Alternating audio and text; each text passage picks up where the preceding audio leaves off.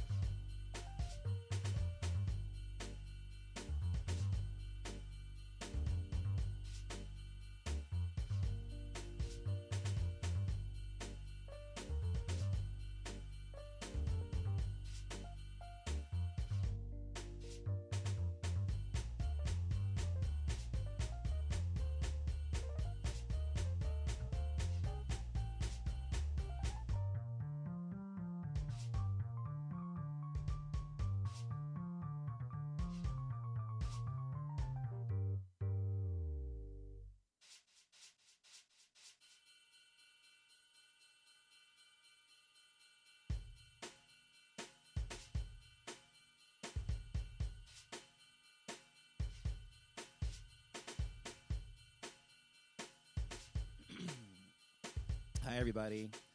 Welcome to the Offlimits Show. Back to the old theme song. I figured I'd get back to that. It's been a while since I've done that theme song, but that's the theme song that I did years ago and I had for the last few years of my show when I was doing it nightly and daily. Can't believe I used to do the show every day, almost every day. Well, Monday through Friday, almost every day.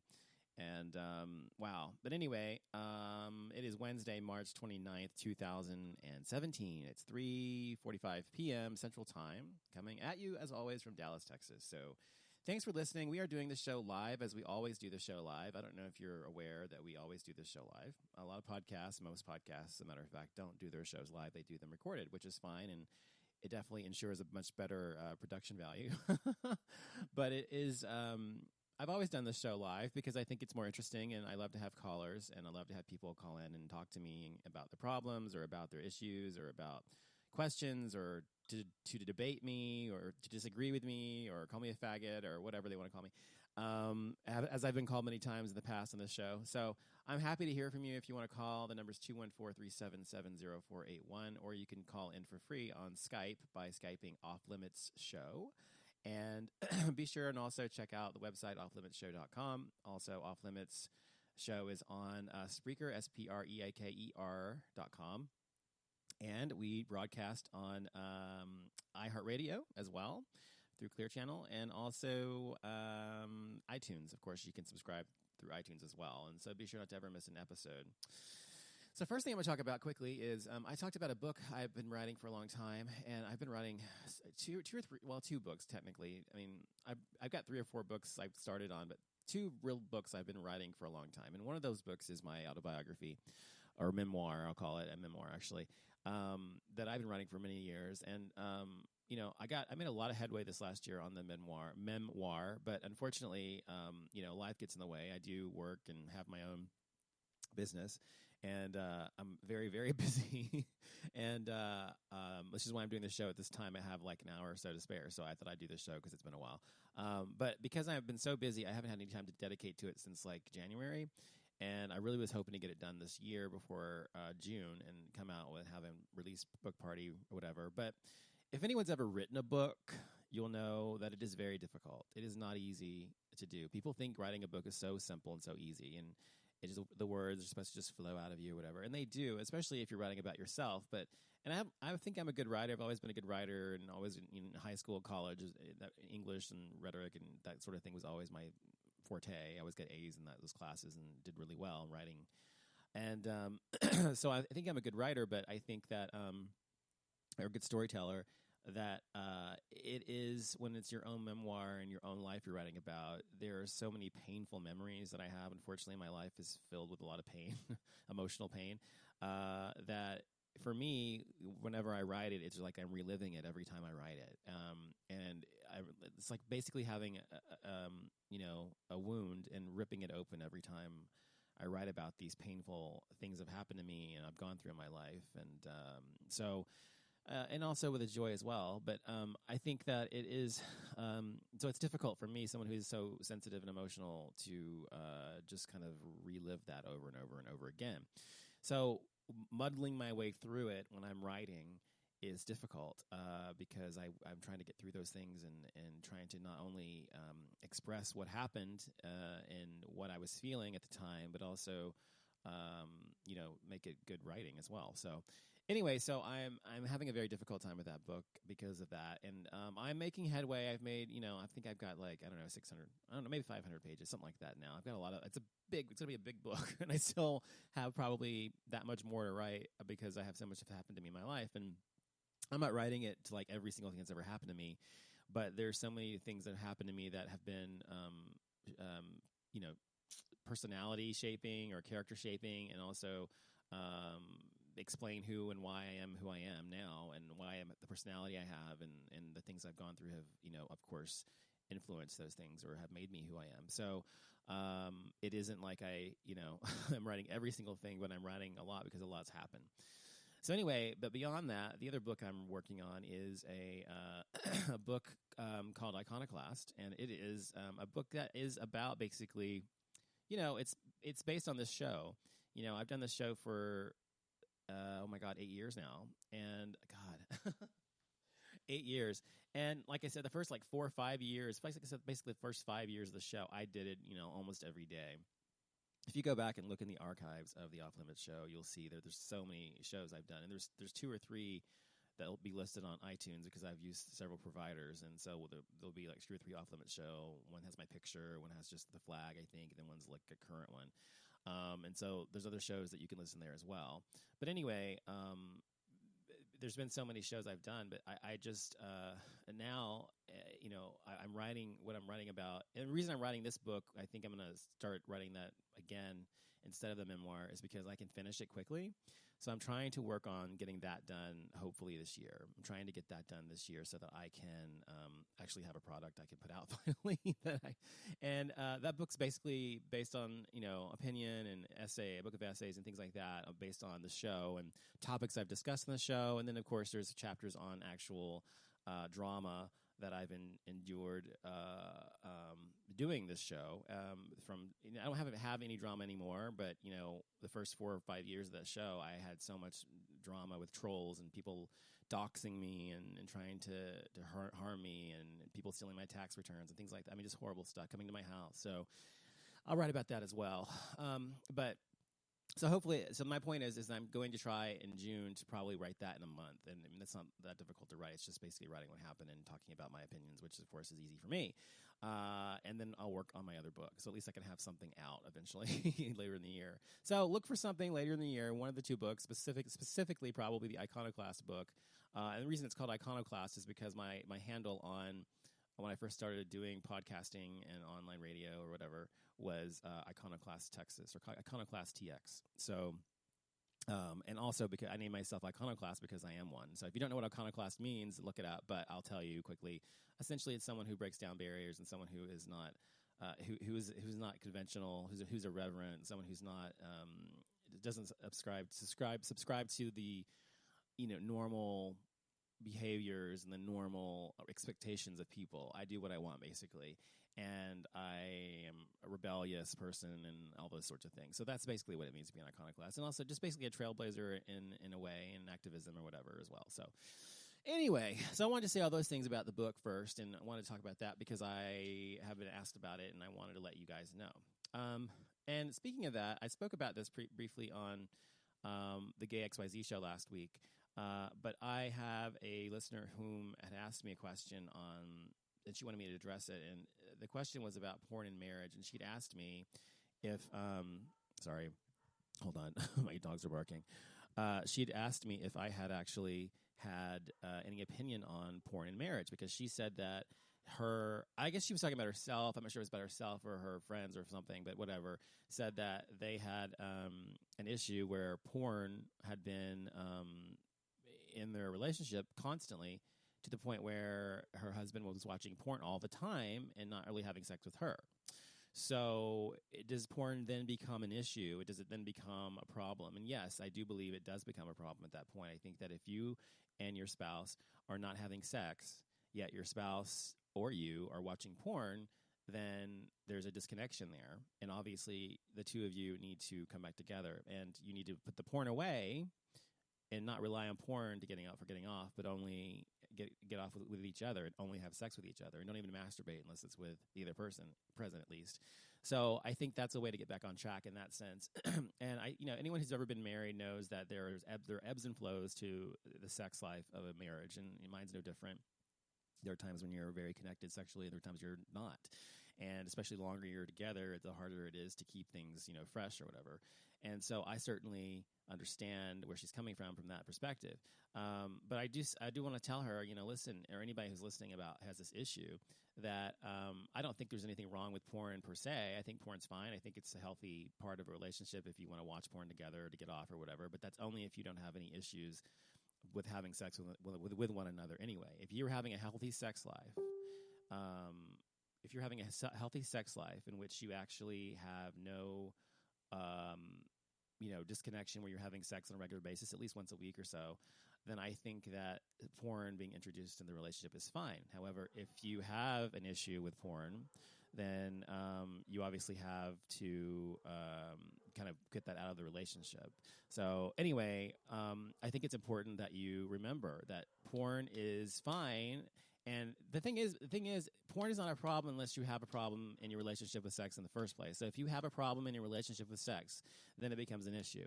And sex is only an issue if it's an issue. And what I mean by that is that sex is a barometer for a relationship, and whether you're married or you're not married, if you're in a relationship with someone and you're not having sex, that's a barometer for something else going on in the relationship. Now, there are also problems where people aren't having sex at all, where they're not watching porn, they're not doing anything sexual, where they actually have to be sure to, oh my God, my dogs will not shut the fuck up. I'm so sorry. They're driving me crazy.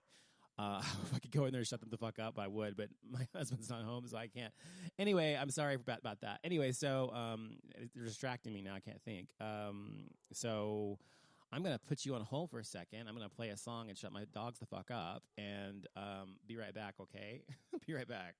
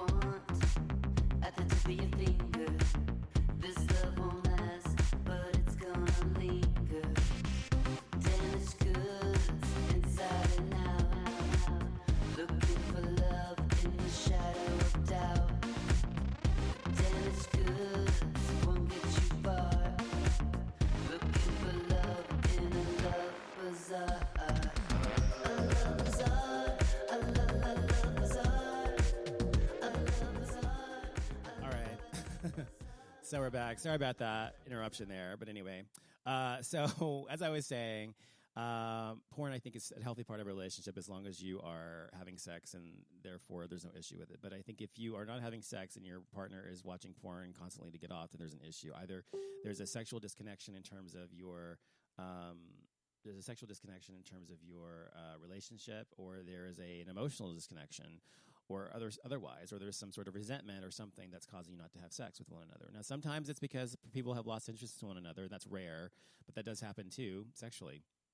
And oftentimes when people are watching pornography instead of having sex with their partner, I think that it's because the thing about porn is every time you watch a porn, everybody comes, everybody has perfect sex, everybody's totally turned on, everybody's hard, and everybody's wet, and everybody, you know what I mean? So everybody is in the idealization of the idealization of a sexual partner.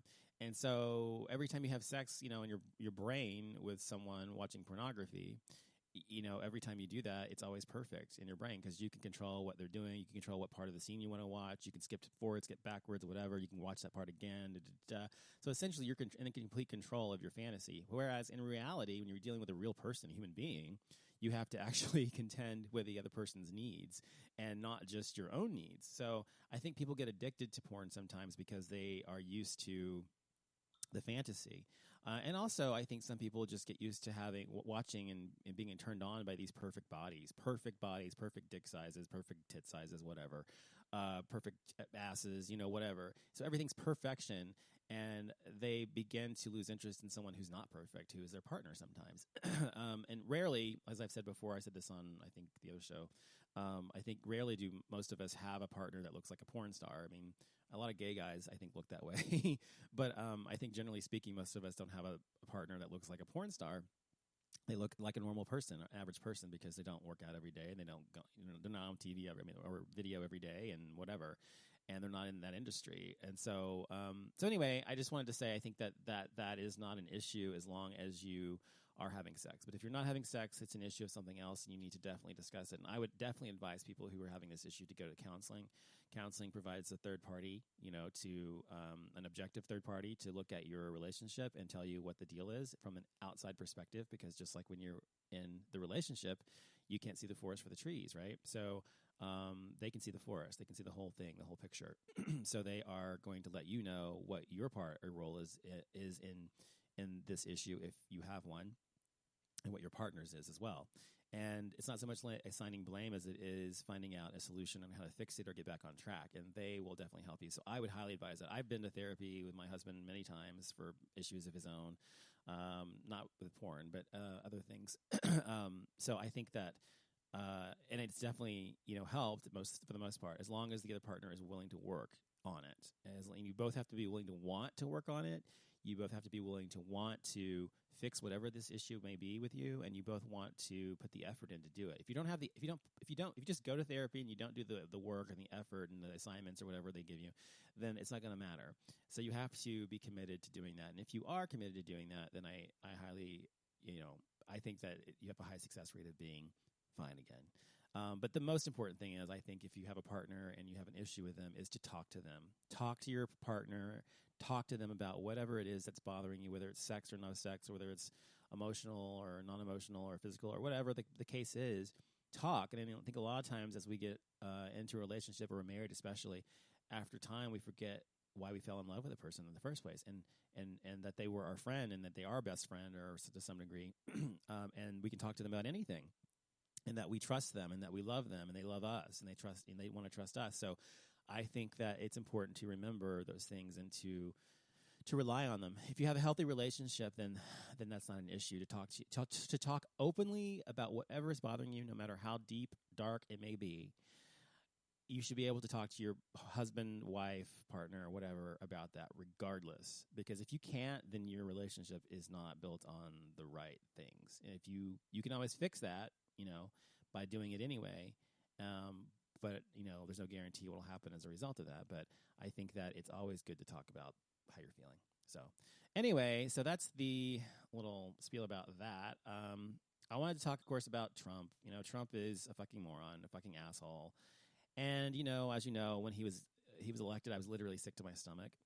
I still get sick to my stomach. I can't watch most of the things that Trump says or does because they bother me so fucking much.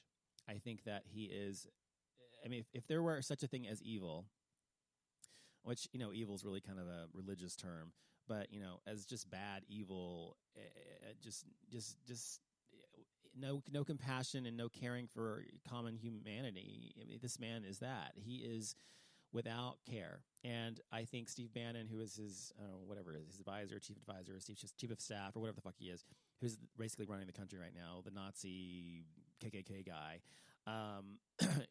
Most of these probably come through him. I don't know if Trump really gives a fuck as long as he does what everybody else wants him to do. I don't really think he gives a fuck as long as he's in control. So he has tried recently to, as you know, overturn Obamacare. Now, Obamacare was implemented, of course, by Obama. Obamacare was a compromise, as it usually is when you do something through Congress, for Obama. Obama wanted single payer, which meant that the government would control and be in charge of all of the health care. Everybody would have universal health care, no matter who you were in America, if you were a citizen, whatever. We pay into that, just like Medicare or something. And this was his... This was his... sorry, I think I'm having an asthma attack. This was his... compromise for Obamacare. So anyway, it was not perfect, and it's not perfect, but it is better than what we had before, because a lot more people are insured under Obamacare. Pre-existing conditions no longer matter. There's no lifetime maximum on how much you can spend. Before it was like $1 million or $2 million. And if you had cancer, you could use it up in a year or two. Whereas, now if you have cancer and you have it over and over throughout your life, there's no lifetime maximum. So there's a lot of reasons that it's important to have health care, obviously, and Obamacare has helped many people get it. Now, Obamacare, as I said, has its flaws. Like there's issues with how much people have to pay. If you're middle income, a regular person like most of us are, middle class or whatever, you're paying more for the poor people to be able to subsidize their health care. And personally, I'm okay with that because I believe in socialism in that sense, which is what it is basically. But a lot of people have pissed off about it because their healthcare premiums have gone up so much. So I understand that. However, Trump and his minions did not have any kind of replacement in mind for this, and finally they came up with something and basically literally cut out everything. I mean, basically there's nothing left. There's no ER visits. There's no pre-existing conditions. There's no lifetime maximum. I mean, all this shit was gone or being taken away, and basically all you're left, not even ER visits. Not even ER visits are covered. It's ridiculous. So anyway, what the fuck are they covering, right? So it did not pass because the Republicans could not come to consensus on it. They were like, they needed like 10 more votes or something. They couldn't get them, and Paul Ryan was made to look like an asshole, which he is.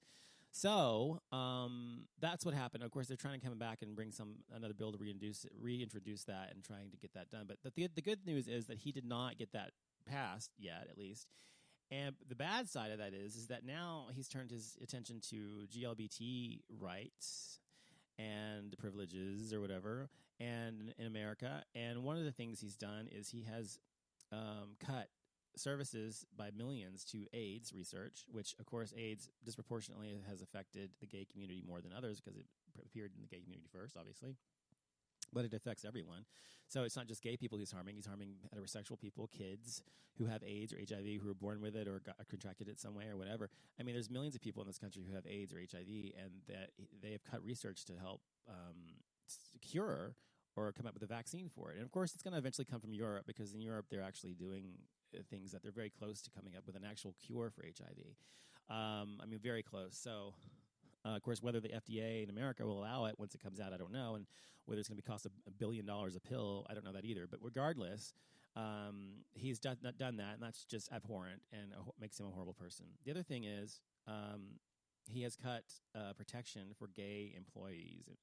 So we were going to have protection for gays who were employed by the federal government, or he did. Obama implemented that. And he's taken that away. So no longer can you, now if you're gay, you can be fired just for being gay if you're a federal employee. And also that was setting a precedent for other states. And other states have laws in the books already that state that you can't discriminate based on sexual orientation. Texas is not one of them. And they can do that as a state. But the federal government sets the precedent, and the federal government has now stated, basically what they're saying is they don't believe in that. So if you're gay, and openly gay, especially if you're gay, and your boss finds out you're gay and you weren't openly gay, or if you tell them you're gay and they fire you because they don't like you for whatever reason or because you're gay, then there's nothing that you can do about it. There's nothing you can do about it, no recourse. Now, Texas is an at-will employment state anyway, but if they were to fire you because you were gay and you could prove it's because you were gay and not because of your performance or something, and this law were on the books, then you'd be able to sue them and, for discrimination. Unfortunately, that's no longer going to be the case.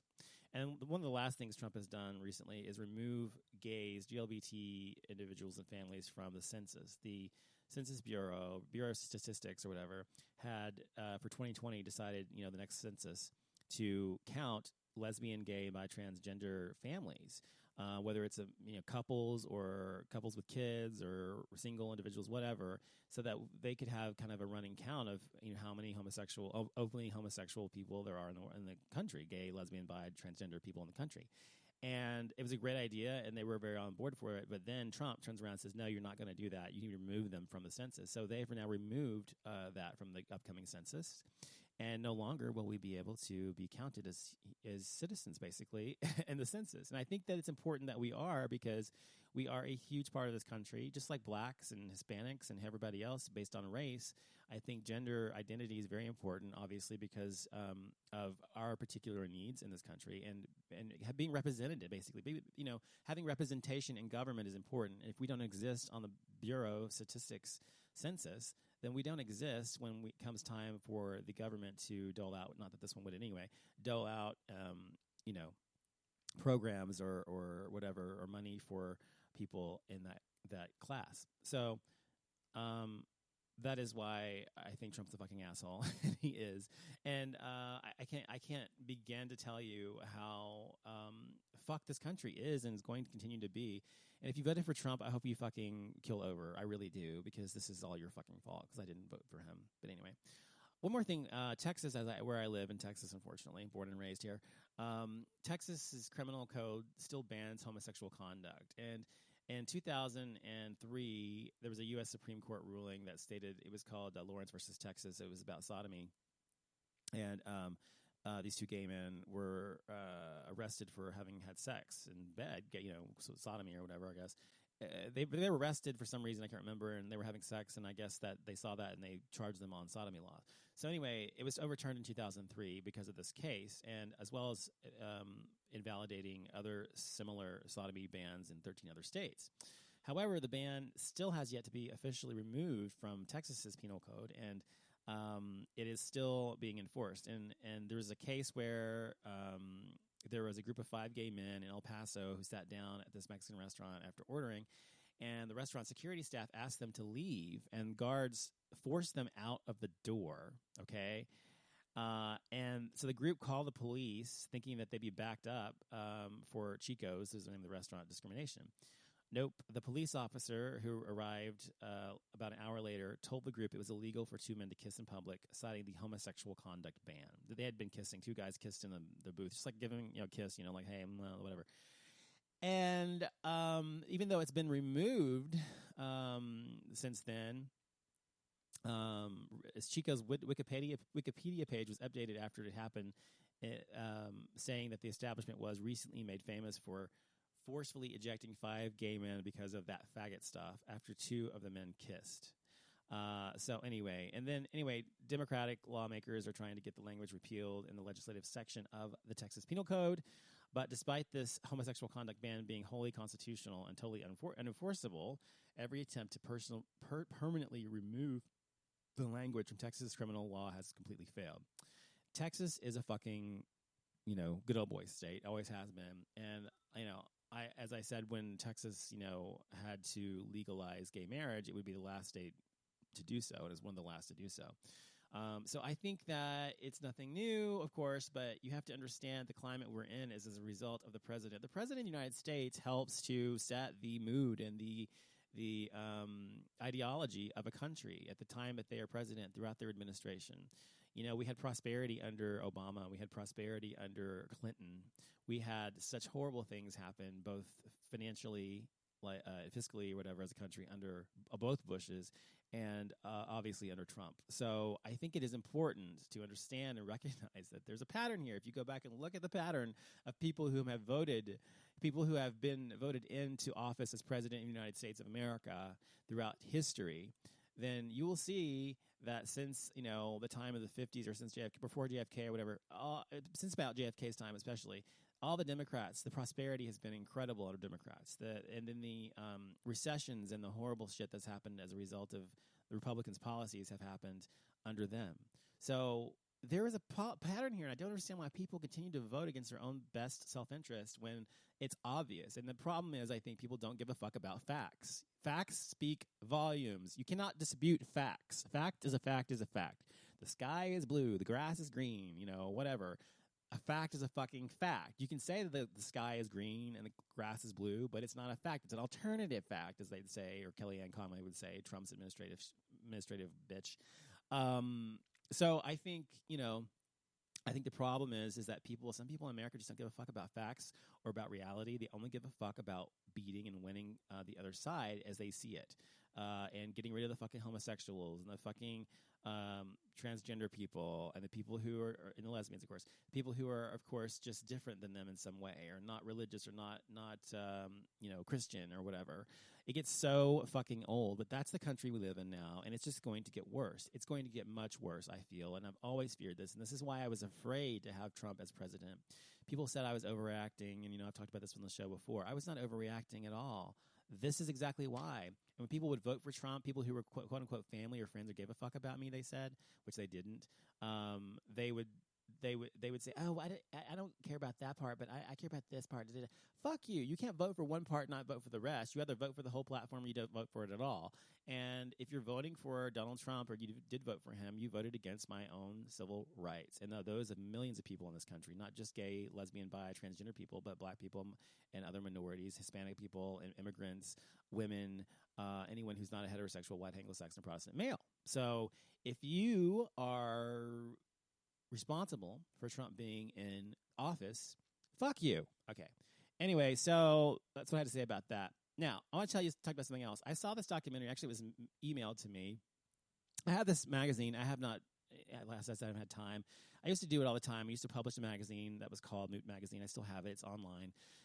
Every once in a while, I'll put up an article on there or whatever myself. I used to have writers and everything, and I actually published an actual paper magazine for about 2 years, about 4 years ago.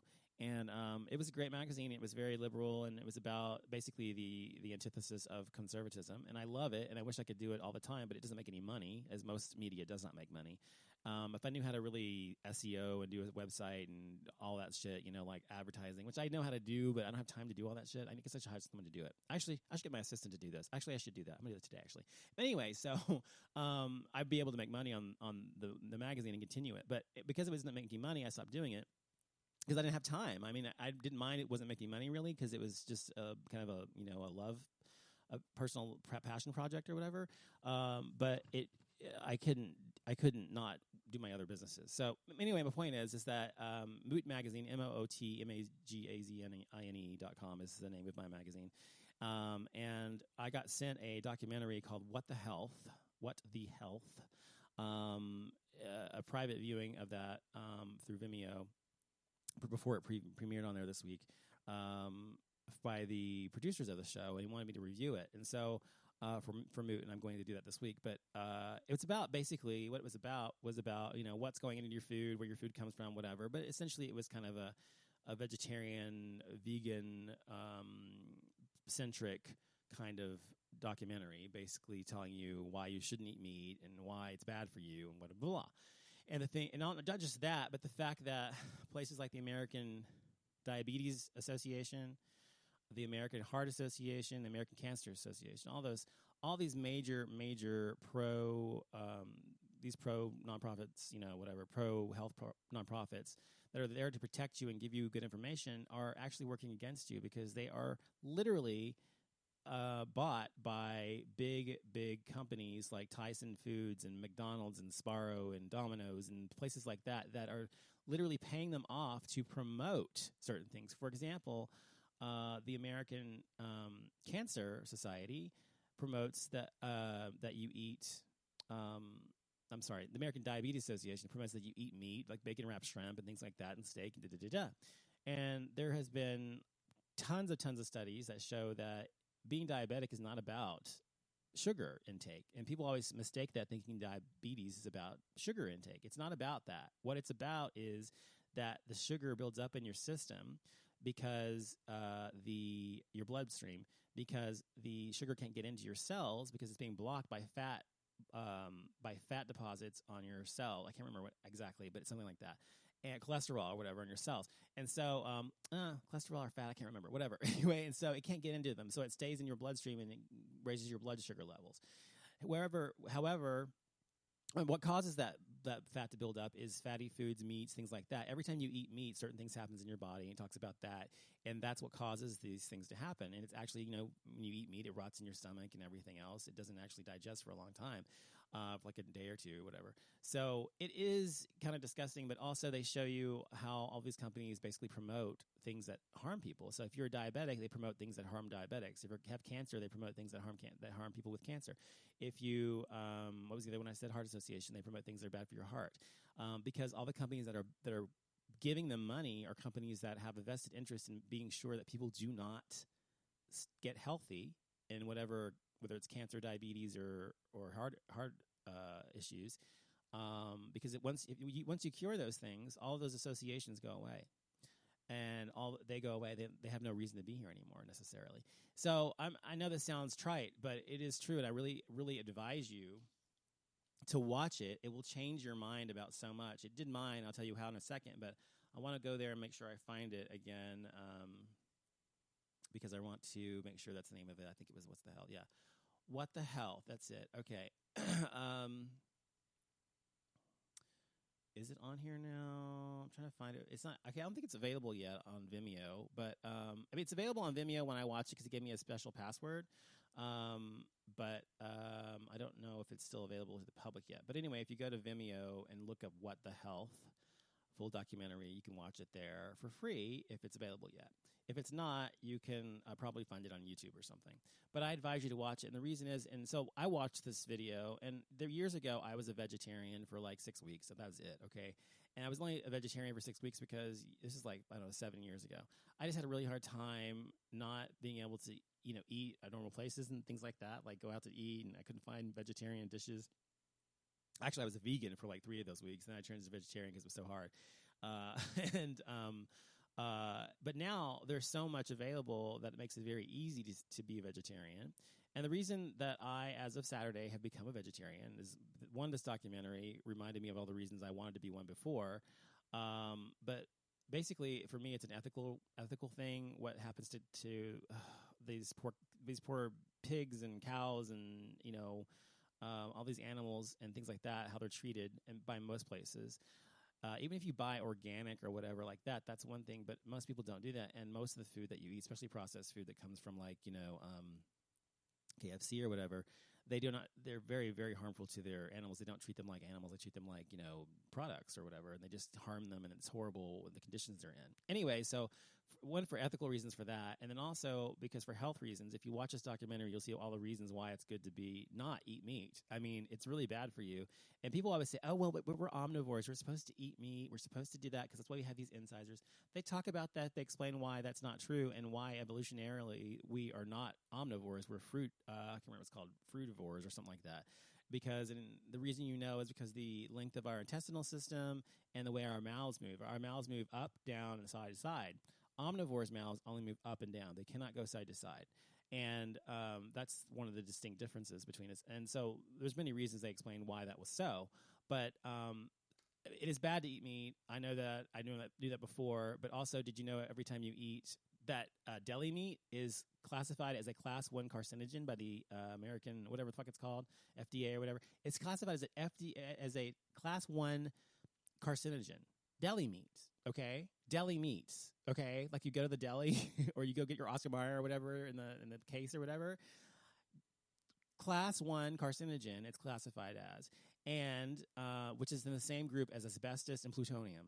Okay, so that's how bad it is for you. This is not a joke. This is a fact. This is not something that's made up. This is a fact. So every time you eat deli meat or processed meat, whether it's pepperoni or whatever it is like smoking 5 cigarettes, they're saying, basically in your health, in terms of your health. And that's the truth. And I researched it myself after the documentary, and this is very much the truth. So I think you should just watch it to be informed. You don't have to become a vegetarian or vegan or whatever, but you should see all the disgusting things like the pus that comes out of pigs and cows and stuff when they're being slaughtered, and that just gets all over your meat and it doesn't get cleaned up, and all the pus that goes into your milk and how much is allowed in terms of how much per cup or whatever is allowed for people to consume, and it's okay, and it's just really disgusting and revolting. So I advise you do that. So anyway, I've been a vegetarian since Saturday, and I don't miss meat at all. It's only been a few days, but I haven't missed it at all. I went to the store, I got tons of Amy's stuff, and crumbles and things to supplement my protein, legumes and nuts and stuff like that. And other than that, I haven't missed it at all. I mean, really don't miss meat at all. I don't. The only thing that's difficult is that, I'm thinking about Thanksgiving and Christmas and those kinds of things, and everything's like so meat-centric, just to find something else to eat. But I really feel like this time I'm going to stay on this. I really don't feel like I'm going to ever have to go off of it. I don't miss it, and I feel very healthy on it. I feel happy. The other thing, one more thing about this documentary is it had several people, 3 people that they profiled on the documentary that were really poor health, 3 of them. And it's going to sound like completely made up, but it's the truth. Research this as well, and they actually talk about this on the show about how it sounds like it's not true, but it's true. These 2 of these women, one of them could barely walk all the time, and she had this arthritis, she had all this she had diabetes, she had asthma.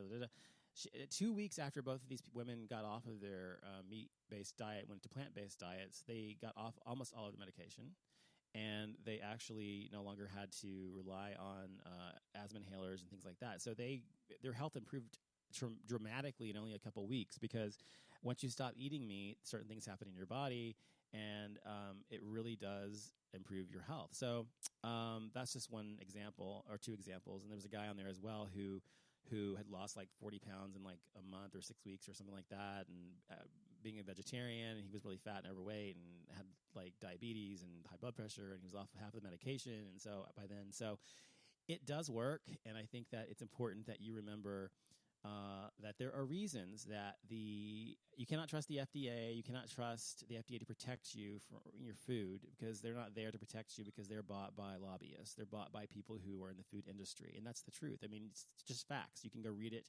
It talks about it in the movie, but I read about it after the movie, after the documentary, and it talks about you can look up exactly who are lobbyists for who, and who they're lobbying and where their money's coming from. And the FDA, the government, is taking money from places that they're supposed to be protecting you from.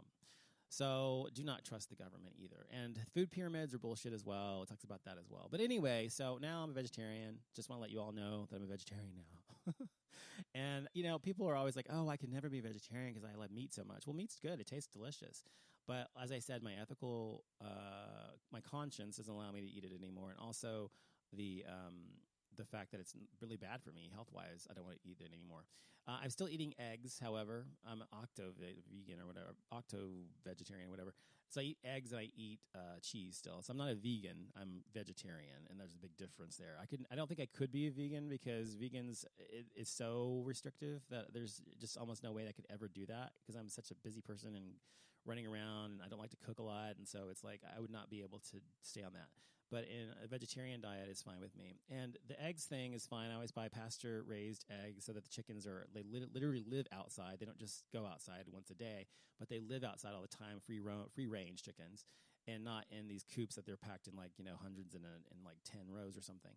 So so I feel ethically it's okay, because they're happy chickens or happy hens, and they're still living. The only thing I don't feel ethically good about is that every time a male chick is born, they kill it, because males are not really necessary for egg production. So it's the hens that you want. So I feel bad about that, and I'm trying to see how I can get around that. But anyway, and the other thing is cheese. Cheese is dairy, and dairy is really not good for you. But I don't drink milk. I haven't drank milk, since like actual milk in like, I don't know, 15 years or something. I've been drinking almond milk. Before that was soy milk. Then almond milk came out, which I prefer. And so now I drink almond milk all the time. And I love almond milk. I cannot stand real milk. If you go back and try to taste whole milk now, it would disgust you if you were on almond milk or soy milk. It's just gross. But also, there's a reason there's a lot of people who are lactose intolerant.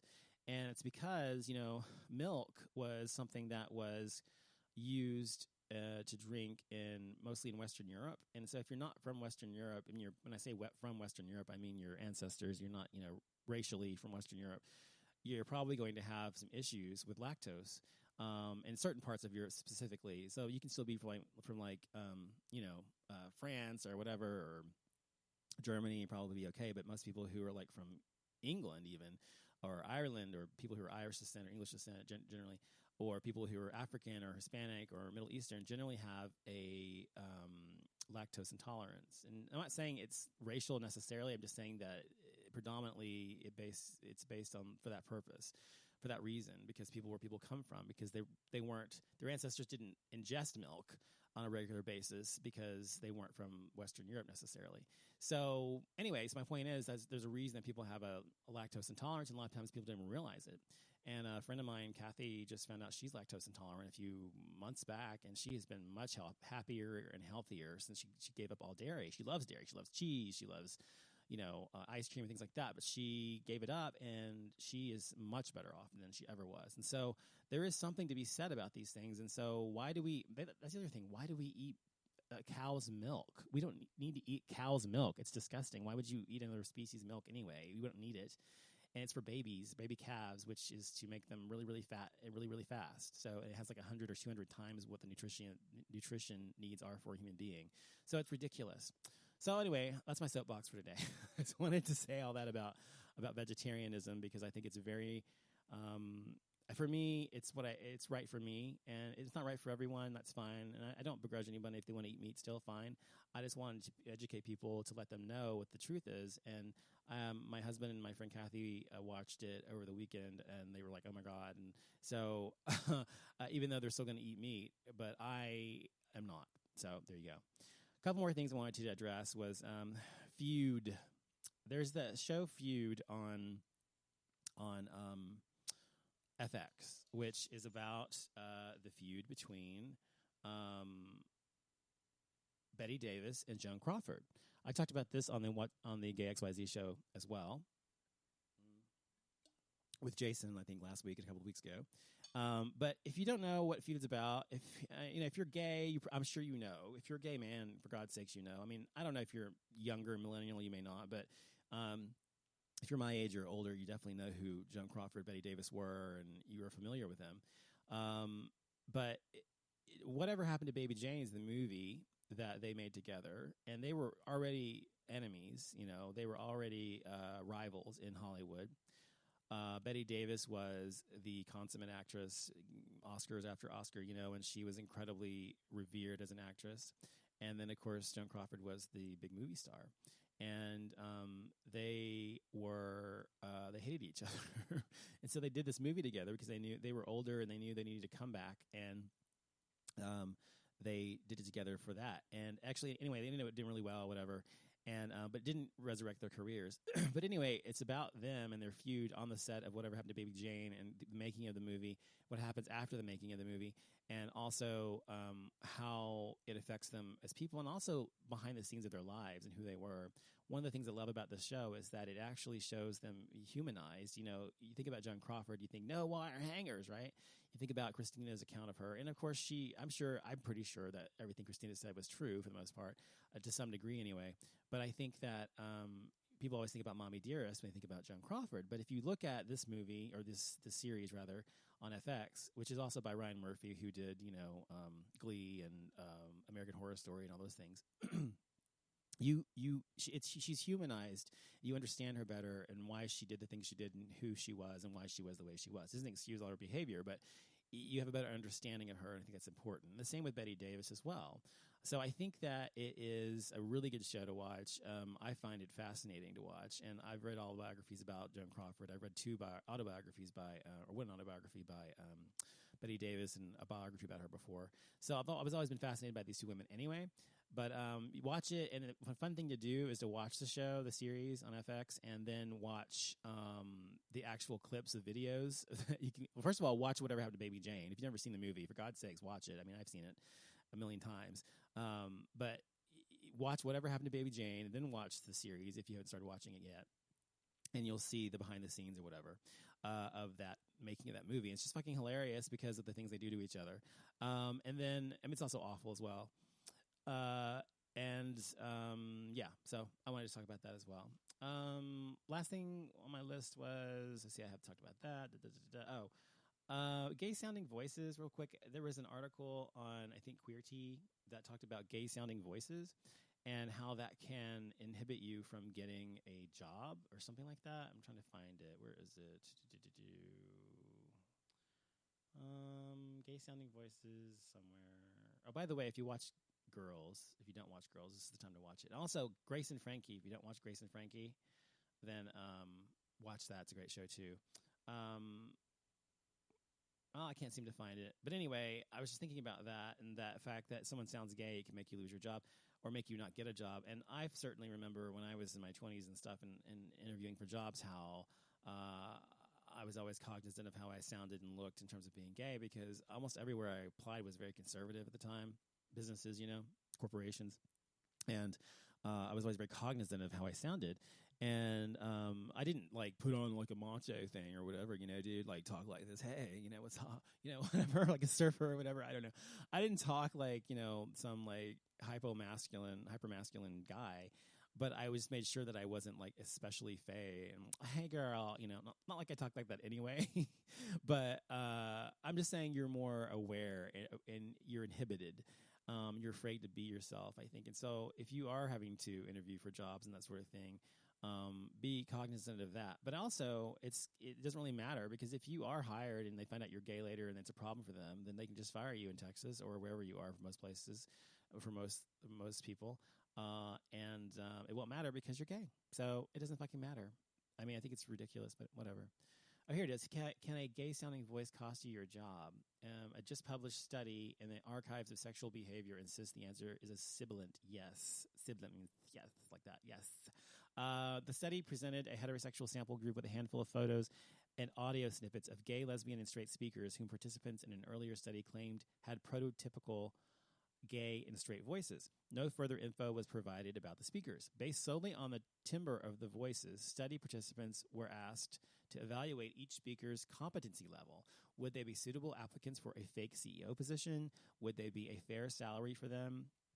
The sample group also asked to come up with a fair salary for the disembodied voices. Overall, participants associated heterosexual-sounding voice with masculine traits and wound up assigning them higher competency levels and better salaries. Meanwhile, lesbian candidates were associated with a lack of femininity and received far lower evaluations than their straight peers. In a statement, the study's lead researchers said, These results demonstrate that the mere sound of a voice is sufficient to triggering stereotyping, denying gay and lesbian-sounding speakers the qualities that are considered typical of their gender. It is revealing that despite all the work to lessen discrimination against the LGBT community, people subconsciously typecast an individual before they get to know them. The study highlights that it can be a real problem in the workplace and for people's career prospects. So it's sad, but it's true, and I think that it's we're still dealing with stereotypes in our community and every community and any minority in this country. And I think as long as we continue to break through and prove to people that we're not always a stereotype, a gay man can absolutely be a CEO of a major multinational corporation. Look at Apple. At what's his face? I can't remember his name. He's gay. The CEO of Apple is gay now. He's been there for years. He's done a really good job. And there's been many CEOs who are gay. Not Virgin Airlines. What's his name? Steve Geffen Records, the guy. That dude's gay, and so on. But anyway, there's a bazillion different representations of men and women who have been gay or lesbian and have been incredibly competent people. And so for people to think that you have to be a good leader, you have to be masculine, or to be a good woman, you have to be feminine, it's just fucking bullshit. So I cannot stand people who have to ascribe to certain norms. It drives me fucking crazy. But that's why I'm an iconoclast. That's why it drives me nuts. So anyway, that is all of the show tonight, or today rather. I hope you enjoyed listening to the show. I hope you got some information that you needed, and I hope that you will come back and listen to Offlimits Show. I'll be back whenever, I don't know, whenever I have the time to do another show, hopefully within the next week or two, and look forward to speaking to you. Also, be sure you can message me on Facebook at Offlimits Show, also Offlimits Radio, Facebook.com/Offlimits Radio, Offlimits Rad or whatever, and then Offlimits Show. There's two of them. I have a page for Offlimits Show, a page on Facebook. Then I have a user as Offlimits Show. So there's two on there. And so follow me on both of those or add me as a friend on Offlimits Show if you want to talk to me. Also, tweet me, Offlimits Show, and you can also find me, as I said, on offlimitshow.com, which I need to update when I have time, and also on Twitter. I said that already. Instagram, and you can also find me at iHeartRadio, as I said before, Spreaker.com, and other outlets. So, look forward to speaking to you guys again. Thanks for listening. Have a good day. Bye.